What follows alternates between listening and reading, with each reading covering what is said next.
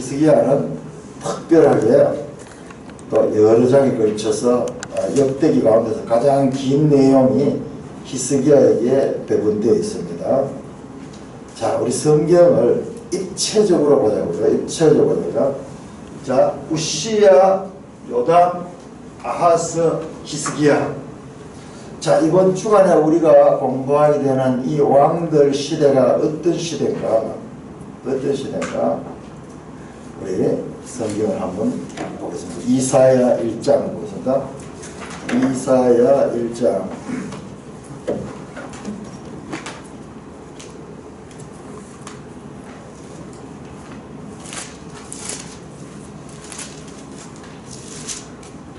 이사야 1장 1절입니다. 1장 1절 이사야 1장 1절 같이 읽겠습니다. 시작. 유다왕 우시야와 요담과 아하스와 히스기야 시대에 아모스의 아들 이사야가 유다와 예루살렘에 관하여 본 계시라. 자, 이사야서는 선지서 가운데 우리 성경에서는 제일 먼저 나오죠. 그리고 가장 긴 내용으로 되어 있죠.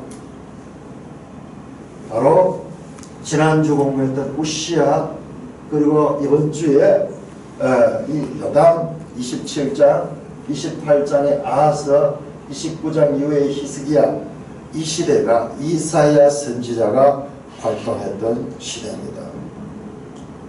그럼 이 시대가 가진 중요성은요, 히스기야 시대만 이사야가 직접 나옵니다. 직접 나옵니다. 자, 뿐만 아니라 자, 호세아서 1장을 볼까요? 호세아는 소선지서 중에 12권의 소선지서 중에 제일 먼저 나오는 책이 호세아서입니다. 호세아.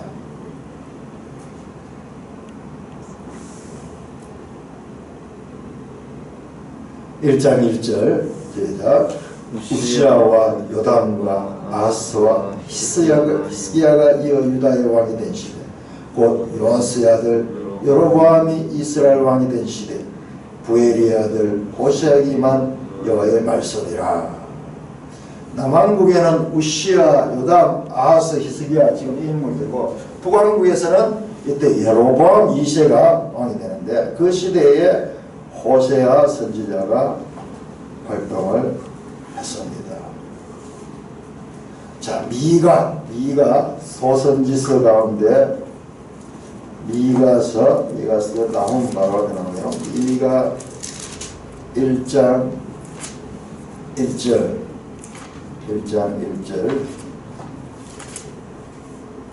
시작. 유다의 왕들 요담과 아하스와 히스기야 시대에 거기 볼까요? 그러니까 지금 우리가 공부하는 이 시기가 아주 중요한 시기예요. 이 시기의 선지자들이 이사야, 호세아, 미가 이와 같은 선지자들이 당대의 활동을 했습니다. 자, 성경을 한번 보세요, 여러분들. 성경이 얼마나 정확한가. 우리는 이거 모르고 그냥 따로따로 보고 있거든요. 그런데 이 순서들이 역대기, 열왕기와 정확하게 선지자들의 활동 시대가 일치하고 있다는 것을 알게 돼요. 성경을 안다는 것은 이제 이런 관계를 아는 거예요. 이게 제대로 알기 시작한 거예요. 그럼 미가 선지자를 보면서 지금 역대기에 이와 같은 그의 이 왕들, 이 요담, 아하스, 히스기야 이 시대에 활동했으니까 이 시대의 배경을 우리가 알아야지 이 미가서를 제대로 이해할 수 있는 거예요. 갑자기 뚱딴지같이 미가가 나와 선지자가 막 말을 선포하는데 그런 식으로 보니까는 성경이 깨달아지지를 못하는 거예요. 전부 파편화되어 버린 거예요. 그런데 전혀 흩어져 있는 말씀이지만은 이것을 정확하게 시대별로 분류해 보니까는 정확하게 일치하고 있다는 것을, 자, 마태복음 1장 9절 1장 9절 같이.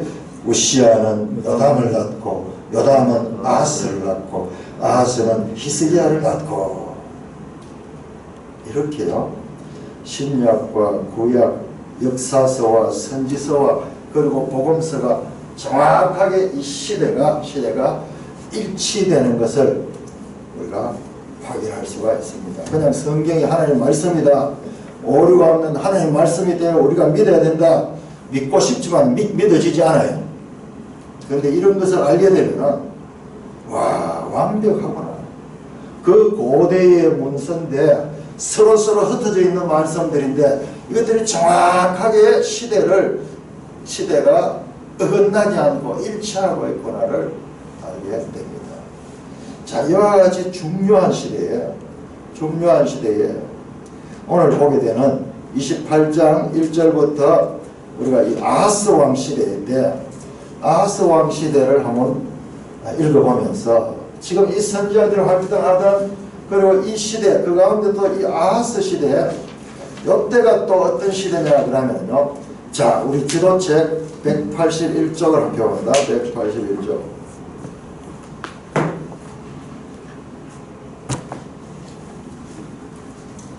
지도책 181쪽을 보시면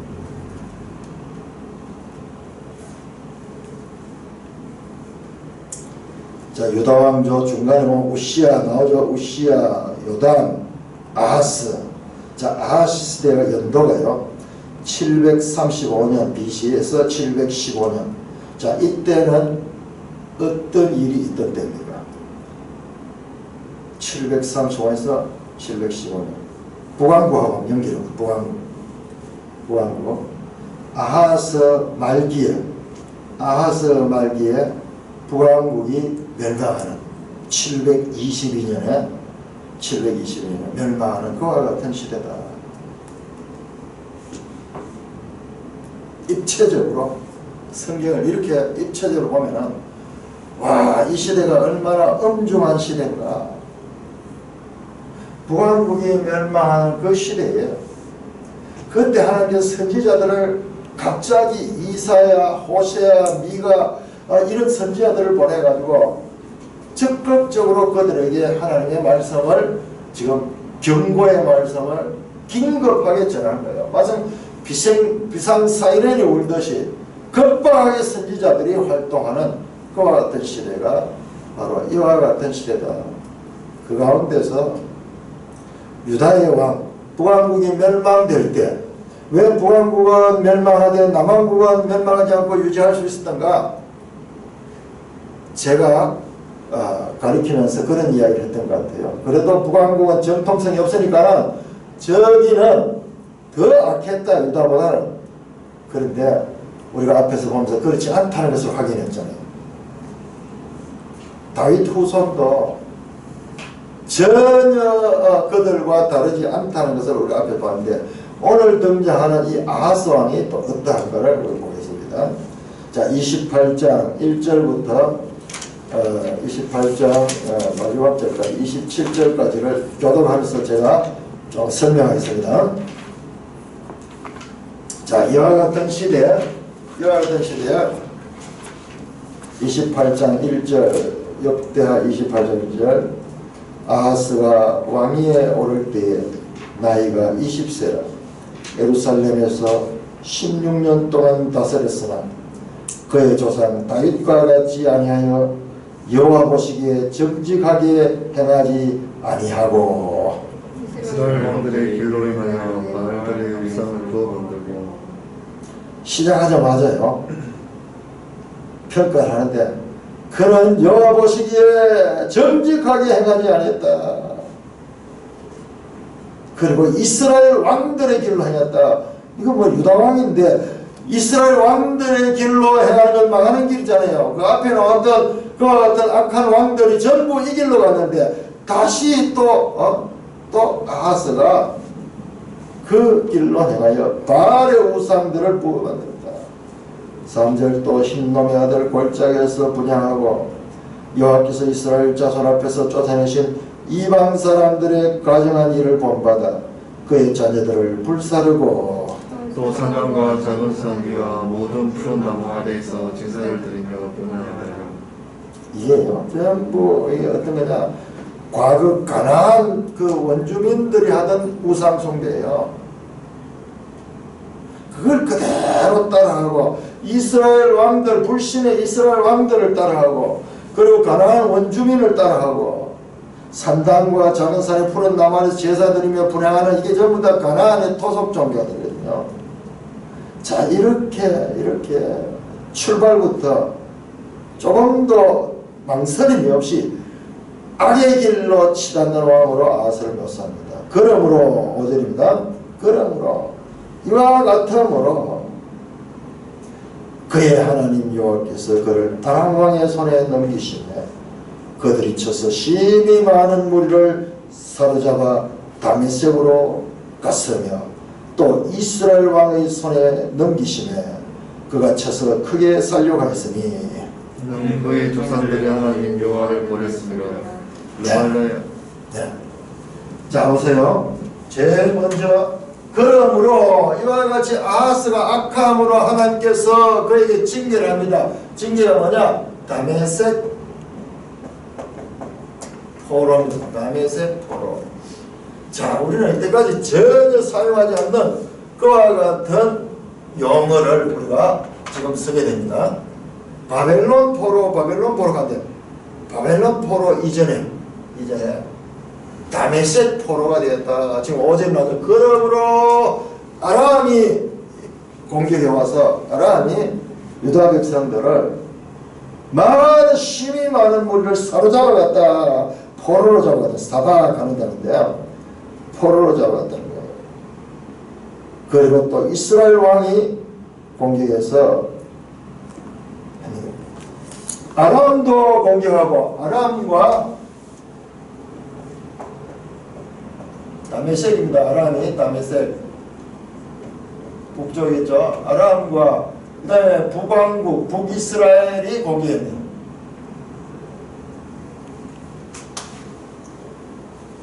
연이어서 또 이스라엘 왕의 손에 넘기시네. 이는 그들이 조상들이 하나님 여호와를 버렸습니다. 르말레의 아들 베가가 유다에서 하루 동안 용사 12만 명을 죽였으며, 르말레의 아들 베가가 누구냐 그러면, 자 우리 지도 181쪽 보십니다. 181쪽 보시면 북왕국 이스라엘의 왕 가운데서 밑에서 세 번째에 베가 나오죠. 베가, 이 인물입니다. 이 인물 연도가 일치되고 있죠. 베가와 아하스 시대가 정확하게 일치되고 있죠. 이 북왕국 베가가 공격하는 거예요. 유다에서 하루 동안에 어때? 용사 12만 명을 죽였다.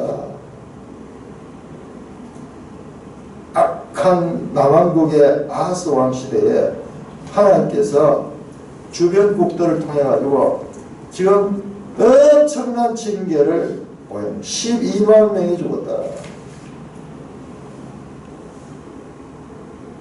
7절 에브라임의 용사 시그리는 왕의 아들 마세아와 국내 대신 아스감과 총리 대신 엘가나를 죽였더라. 이스라엘 자손이 그들의 형제 중에서 그들의 아내와 자녀를 합하여 20만 명을 사로잡고 그의 재물을 많이 넣어 사마리아로 가졌다. 자, 여기 사로잡다. 20만 명을 사로잡다. 그죠? 사로잡는 게 포로잖아요. 포로. 사마리아 포도 최소한 여기 20만 명. 여기도 심이 많다. 심이 많은 숫자는 정확하게 안 나오지만 심이 많은 수가 저 다메섹으로 포로로 잡혀가고, 이번에는 북왕국으로도 포로로 잡혔습니다. 그런데 하나님께서 북왕국의 선제를 통해 가지고요, 이들은 포로로 잡아가지 못하도록 합니다. 그래서 그 선제의 말을 듣고 북왕국의 사람들이 이 포로들을 돌려보내주는 이야기가 그 이하에 나옵니다. 북왕국의 선지자, 자 9절에 보면 그곳에 여호와의 선지자가 있는데 그 이름이 오데시라. 오히려 북왕국의 선지자가요 하나님의 뜻을 전하는 거예요. 형제들 간에 그렇게 포로 잡아가는 법이 아니다. 너희가 이렇게 악행을 하면 너희들이 더 큰 죄를 받게 될 것이다. 그 선지자의 말을 듣고 이 북쪽 사람들이 사마리아로 포로로 잡아가지는 않습니다. 돌려보냅니다. 돌려보낸 이야기가 제일 마지막 절에 나옵니다. 15절에 종려나무 섬 여리고에 이르러 그 형제에게 돌려준 후 사마리아 돌아갔더라. 선지자가 개입돼가지고 오히려 북왕국에는 선지자가 지금 활동하고 있는데, 자 우리 28장 16절 교독합니다. 자 이와 같이 아람과 북이스라엘이 공격하니까는 이 유다 아하스 왕이 어떻게 했냐, 아수르 왕에게 사람을 보내는 장면이 나옵니다. 16절에 그때 아하스 왕이 아수르 왕에게 사람을 보내어 도와주기를 구하였으나. 자, 이 아수르 왕이 이제 처음 등장해요. 아수르가. 우리는 성경을 보면서 막 여기도 아수르 나오고 저기도 아수르 나오니까 막 이렇게 혼잡스러운데, 지금 이스라엘 역사에서 아수르가 처음 등장합니다. 왜 그런가? 이제 아수르가 점점점 세력을 지금 키워가고 있는 겁니다. 자, 우리 지도책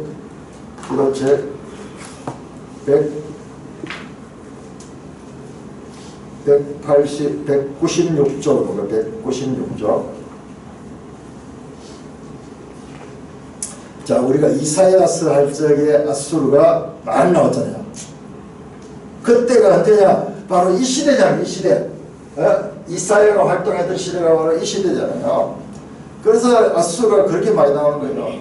이스라엘 역사 가운데는 이제 처음 아수르가 등장하는 것 같은 시대입니다. 196쪽을 보시면 아수르의 발음감이 나오죠. 아수르가 저 유프라테, 티그리스강, 메소포타미아 지역에 있다가 점점 세력을 넓혀가지고 목표가 어디냐 그러면 저 아래에 애굽이에요.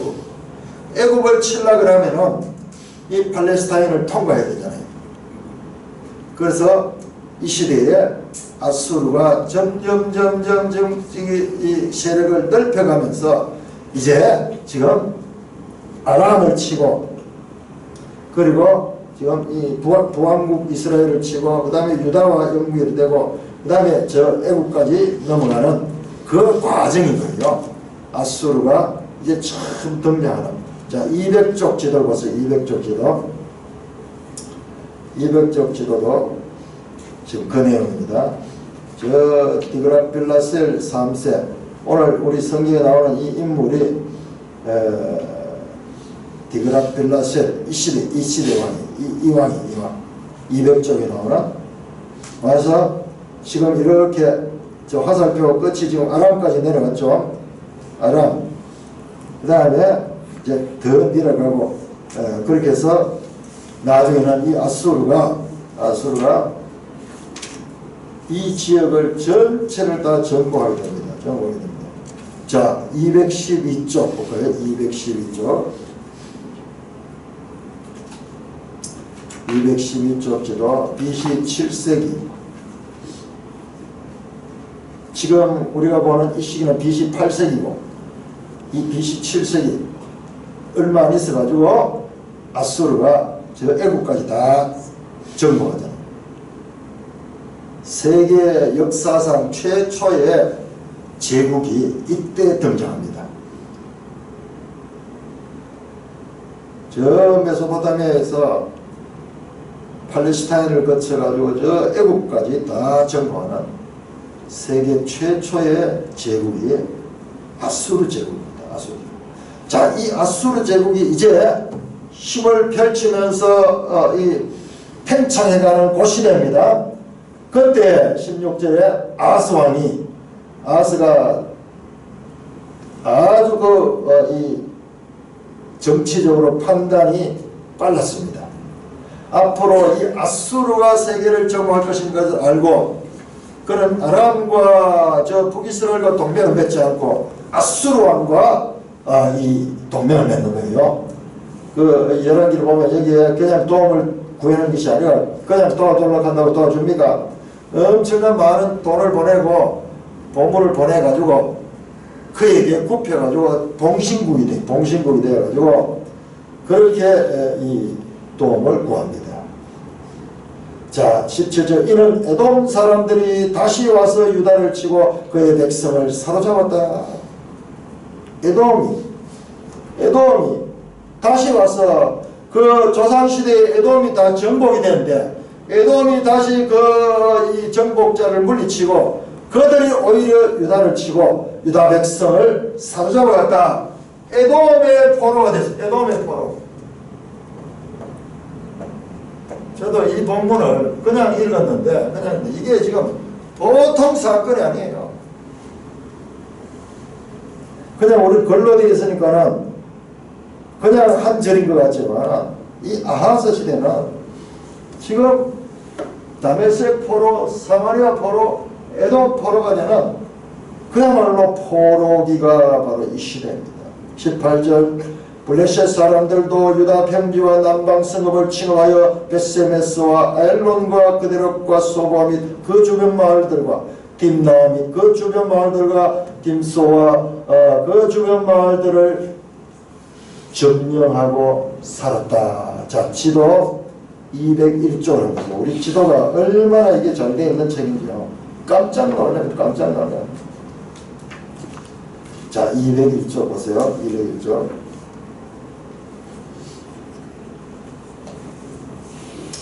201쪽 지도를 보시면은 저 지중해 편에 블레셋 보이죠? 블레셋이 화살표, 그 황토색 화살표가 유다 쪽으로 들어오고 있죠? 거기 나오는 장소들이 방금 여기 나왔던 그 장소들이에요. 블레셋 사람들이 유다로 침입해 들어요. 자, 이 시대에 블레셋의 침입.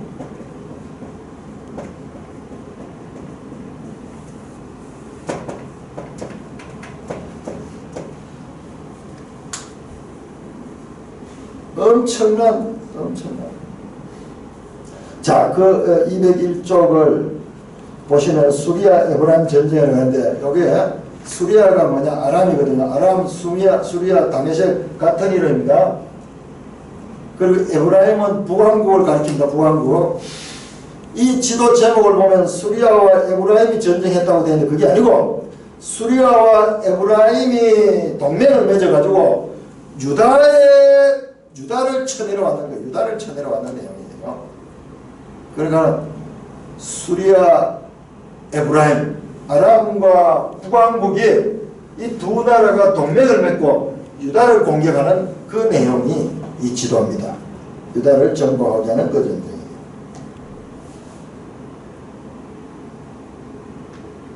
밑에 나오죠. 이사야 7장 1절에 우시아의 손자여 요담의 아들인 유다왕 아하스 때의 아람왕 르신과 르발리의 아들 이스라엘의 베가왕이 올라와서 예루살렘을 쳤다. 이 두 나라가 동맹을 맺고 유다를 공격했습니다.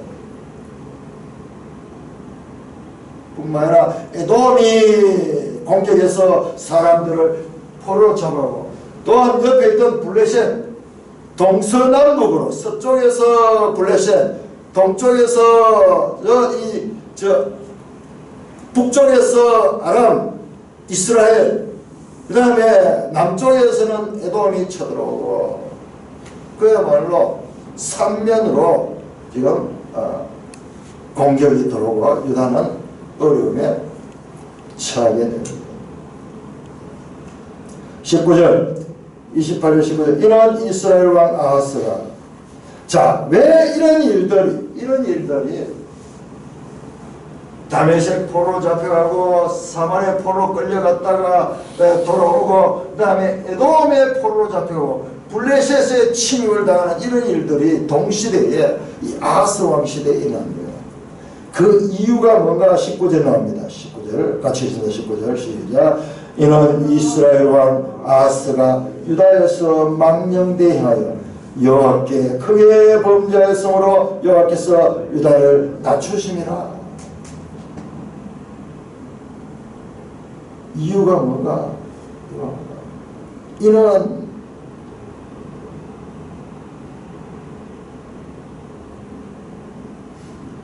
아하스가 망령되게 행하기 때문에 여호와께서 유다를 낮추기 위해서 주변국들을 통해서 유다를 공격하고 심지어는 포로로 잡아가고 이런 일들이 이 시대에 있었다는 것입니다. 20절입니다. 아수르 왕 디글랏빌레셀이 그에게 이르렀으나 돕지 아니하고 도리어 그를 공격했다. 엄청난 돈을 주고 아수르의 디글랏빌레셀에게 봉신이 되어가지고 우리를 도와달라고 그렇게 했는데 디글랏빌레셀이 왔어요. 돕지 않고 오히려 그를 공격했더라.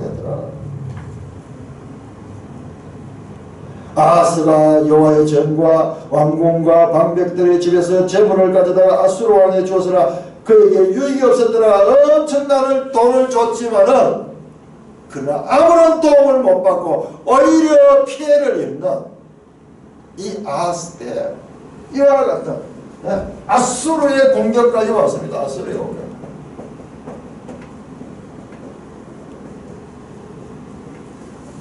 이게 같은 시대에 바로 아하스 시대에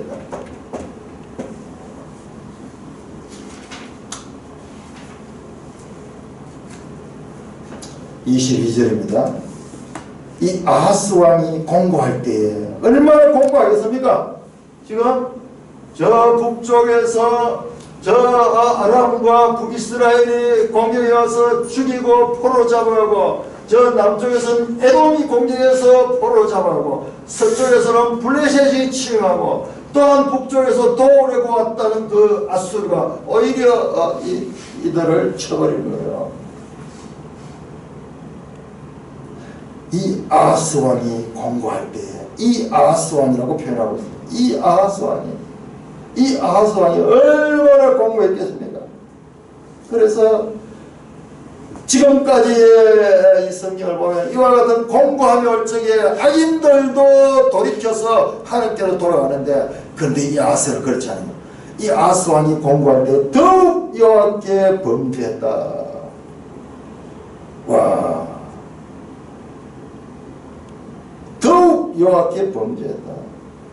아무리 악인들이라도 여호와 같은 공고함이 있으면은 그 낮아지고 거기에서 하나님께 이제 눈을 뜨고 하나님께 구하며 하나님께 나올 수 있는 그와 같은 기회인데 이 아하스는 그렇지 않아요. 완전히 보편적인 그와 같은 것이 아니라 완전히 특이한 거예요. 더욱 여호와께 범죄하고 어떻게 했는가?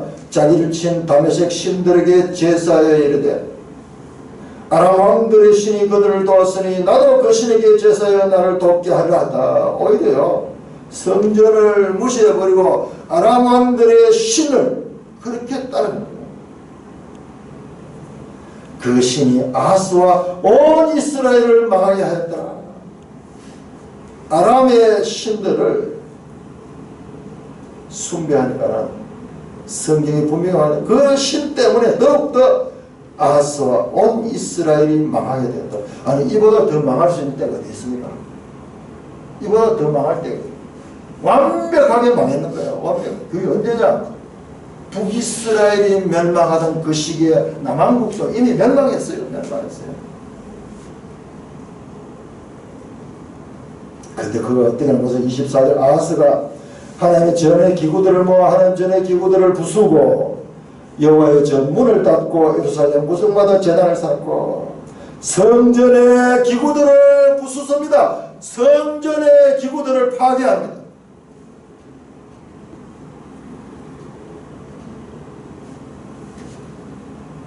그리고 25절에 24절에 성전의 문을 닫아버립니다. 성전을 폐쇄시켜버립니다. 그리고 25절에 유다 각 성읍에 산당을 세워 다른 신에게 분양하며 그의 조상들은 하나님 여호와를 진노하게 했더라. 아하스의 일생이 이런 아하스. 이보다 더 악할 수가 어디 있으며 이보다 더 큰 징계가 어디 있겠습니까?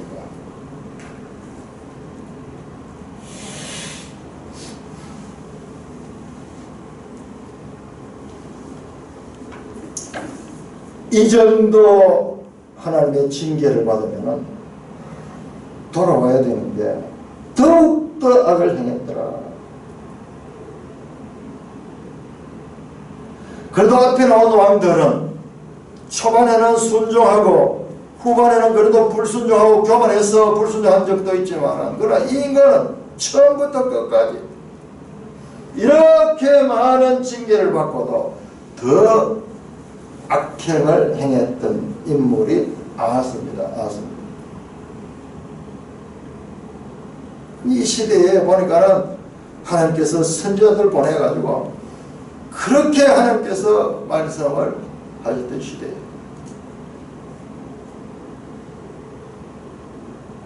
이 시대에 표면적으로 북왕국이 멸망했지만 남왕국도 이미 멸망했습니다. 멸망했습니다.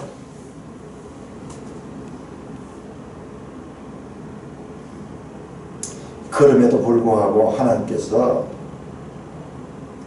남왕국을 살려두신 것은 그래도 북왕국보다 한 백수십 년 더 나라가 연장된 것은요, 남왕국 자체에 조금이라도 북왕국보다 나았다고 제가 그렇게 지금까지 가르쳤는데 그렇잖아요. 오히려 먼저 망해야 돼요. 먼저 망해야 돼요. 그럼에도 불구하고 하나님의 은혜를 입고 하나님께서 그들을 살려주셨습니다. 지금까지 나왔던 악한 왕들은 윤리적, 도덕적 그런 이 성결이 있었지만 이는 완전히 하나님을 정면으로 대적하며 악행을 했던 왕이 바로 이 아하스입니다. 아하스.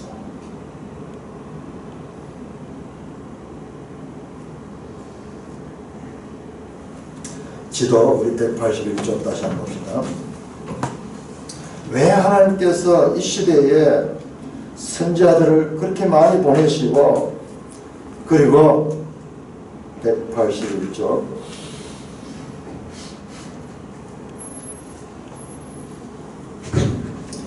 그리고 북왕국은 멸망합니다.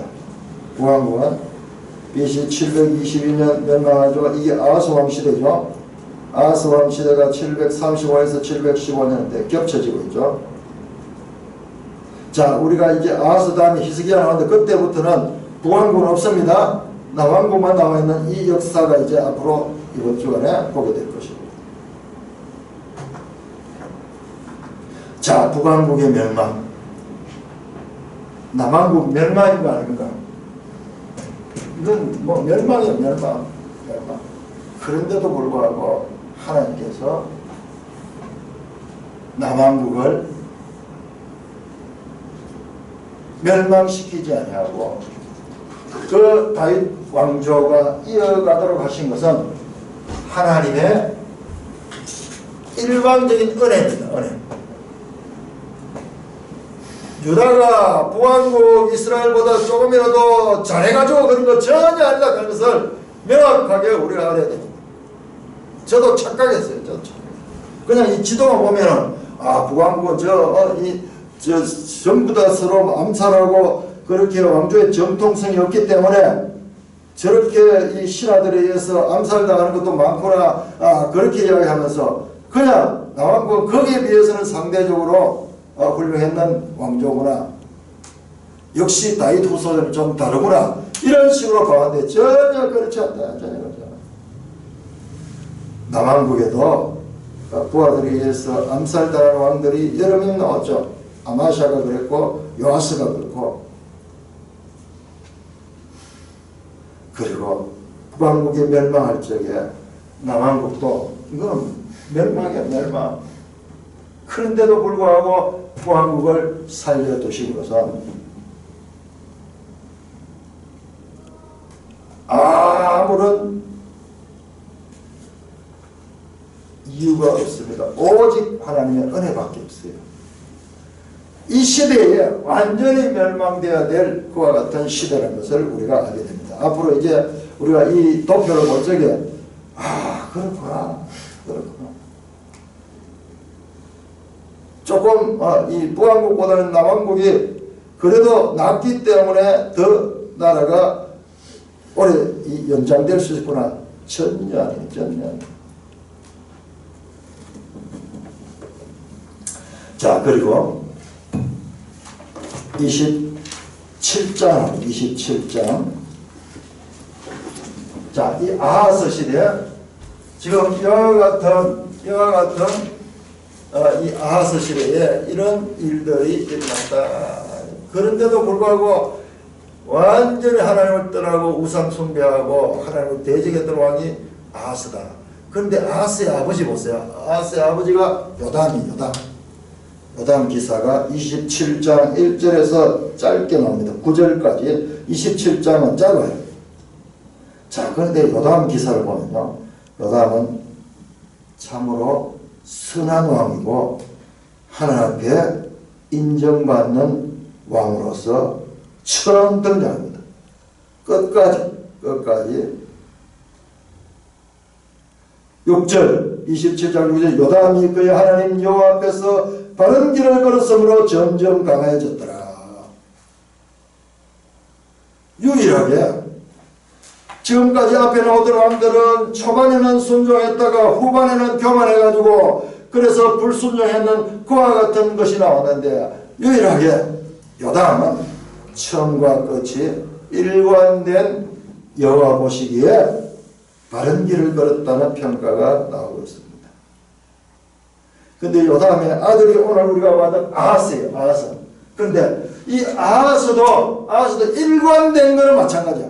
그런데 처음부터 끝까지 일관되게 악한 왕으로서 일관된 것을 보게 됩니다.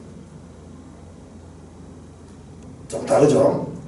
앞에 나왔던 왕들하고 지금 나오는 왕들은요, 공통점이 있다 하면은 완전히 아버지와 아들이 다른데도 불구하고 일관된 건 같아요. 자, 그 뒤에 나오는 히스기야도 마찬가지입니다. 히스기야 왕은 29장부터 32장까지 우리 역대에서 가장 기나오는데, 히스기야도 일관되게 선한 왕입니다. 자, 요담은 아주 일관되게 선한 왕이고 아하스는 일관되게 악한 왕이고, 근데 그 아하스의 아들 히스기야는 일관되게 선한 왕입니다.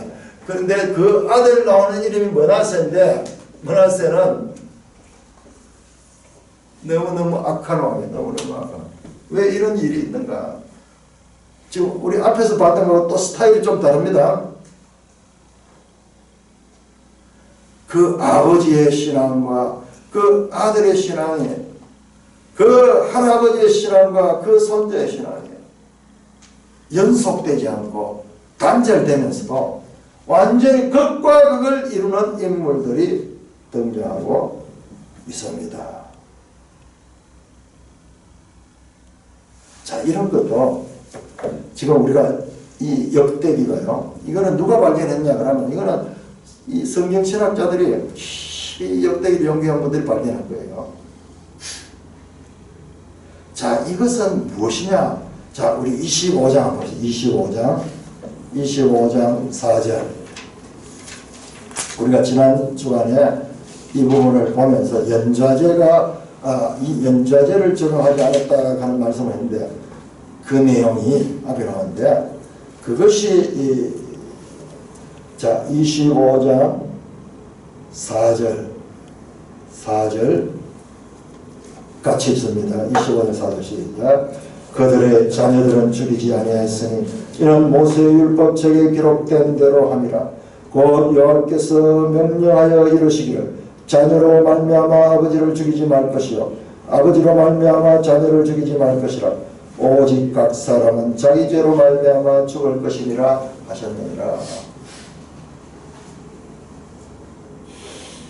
그러니까 악한 아버지 밑에도 아주 선한 아들이 나올 수 있고 그 반대도 될 수 있고 그렇다. 그래서 각 사람은 자신의 죄에 대한 대가를 자신이 받지 그 조상들의 죄를 이어서 받아서는 안 된다 하는 소위 연좌제가 있었는데 우리나라도 연좌제가 있었어요. 우리나라는 남북으로 갈려있기 때문에 저 북한하고 연관되어 있던 그런 그 후손들은요 정말 그 삶의 어려움이 많았는데 이게 1980년대에 없어졌답니다. 연좌제가 폐지된 것이 최근 일이에요. 1980년대에 연좌제가 폐지됐어요. 그리고 우리 어릴 때는 연좌제가 있었거든요. 언제 이게 없어졌냐? 1980년대에 없어졌어요. 지금 성경 이 기록이 지금 언제 이야기냐? 700년 전의 이야기예요. 연좌제가 합당하지 아니한 것도 이 왕들의 모델을 통해서 악한 아들과 선한 아버지 그리고 선한 아버지와 선한 아들과 악한 또 이 아버지 뭐 이런 것들을 통해서 또 이 왕들의 이 경우에는 그런 부분 대체로 믿음이 좋은 이 가정의 자녀들에게 믿음이 그대로 이렇게 이어질 것 같지만 지금 그런 부분에서는 그렇지 않는 경우도 있다는 것을 우리는 여기서 볼 수가 있습니다. 다시 한번 정리하자면요. 자, 이 악한 왕들 가운데서 이 아하스 같은 인물은 또 처음 앞에 나오던 어떤 왕들과 다르게 일관되게 악했고 그 결과 하나님께서 징계를 하되 다메섹 포로로 가게 하고 사마리아 포로로 잡히게 하고 에돔 포로로 잡히게 하고 블레셋이 침공하고 아수르에 공격해서 나라가 완전히 망신차게 되는데도 불구하고 더욱더 여호와 앞에 악을 행했던 왕이 바로 이 아하스 왕이다. 그때가 언제냐? 북왕국이 멸망할 시대고 그리고 하나님께서 이사야 선지자, 호세아 선지자, 미가 선지자를 통해서 이 시대에 하나님의 말씀을 전해주던 시대인데 이 아하스는 그럼에도 불구하고 더욱더 악행을 했다. 북왕국이 이 시대에 멸망했는데 그 북왕국의 멸망은 남왕국은 멸망하지 않고 북왕국이 멸망했는데 남왕국이 조금이라도 북왕국보다 선하거나 여호와 앞에 정직해서 연장된 것이 아니라 북왕국과 마찬가지로 멸망할 수밖에 없는 악한 시대인데도 불구하고 하나님의 은혜로 말미암아 이 은혜가 무슨 은혜입니까? 하나님께서 다윗과 하신 은혜, 다윗의 후손을 통해서 왕위를 이어가겠다는 그 은혜. 자, 역대하 20장 다시 봅시다.